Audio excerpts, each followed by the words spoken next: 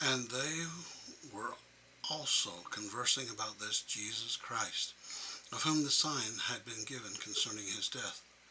And it came to pass that while they were thus conversing one with another, they heard a voice, as if it came out of heaven. And they cast their eyes round about, for they understood not the voice which they heard. And it was not a harsh voice, neither was it a loud voice. Nevertheless, and notwithstanding it being a small voice, it did pierce them that did hear it to the center, insomuch that there was no part of their frame that it did not cause to quake. Yea, it did pierce them to the very soul, and did cause their hearts to burn. And it came to pass that again they heard the voice, and they understood it not.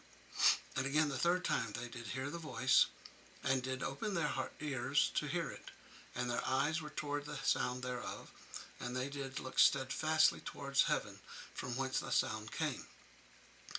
And behold, the third time they did understand the voice which they heard, and it said unto them, Behold my beloved Son, in whom I am well pleased, in whom I have glorified my name. Hear ye him. And it came to pass, as they understood, they cast their eyes up again towards heaven. And behold, they saw a man descending out of heaven, and he was clothed in a white robe. And he came down, and he stood in the midst of them, and the eyes of the whole multitude were turned upon him. And they durst not open their mouths, even one to another, and wist not what it meant, for they thought it was an angel that had appeared unto them. And it came to pass that he stretched forth his hand, and spake unto the people, saying, Behold, I am Jesus Christ, whom the prophets testified shall come into the world. And behold, I am the light and the life of the world, and I have drunk out of that bitter cup which the Father hath given me. And I have glorified the Father, and taken upon me the sins of the world, in the which I have suffered the will of the Father in all things from the beginning. And it came to pass that when Jesus had spoken these words, the whole multitude fell to the earth. For they remembered that it had been prophesied among them that Christ should show himself unto them after his ascension into heaven.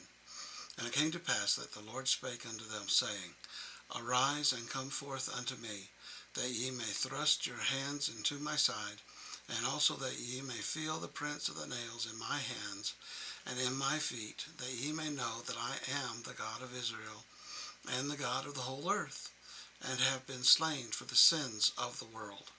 And it came to pass that the multitude went forth, and thrust their hands into his side, and did feel the prints of the nails in his hands, and in his feet.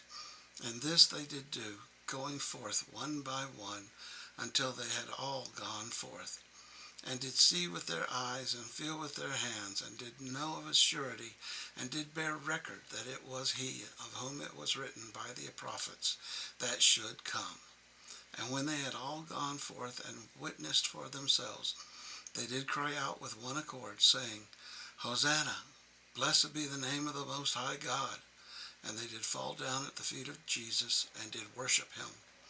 And it came to pass that he spake unto Nephi, for Nephi was among the multitude, and he commanded him that he should come forth. And Nephi arose, and went forth, and bowed himself before the Lord, and did kiss his feet. And the Lord commanded him that he should arise. And he arose and stood before him. And the Lord said unto him, I give unto you power that ye shall baptize this people when I am again ascended into heaven.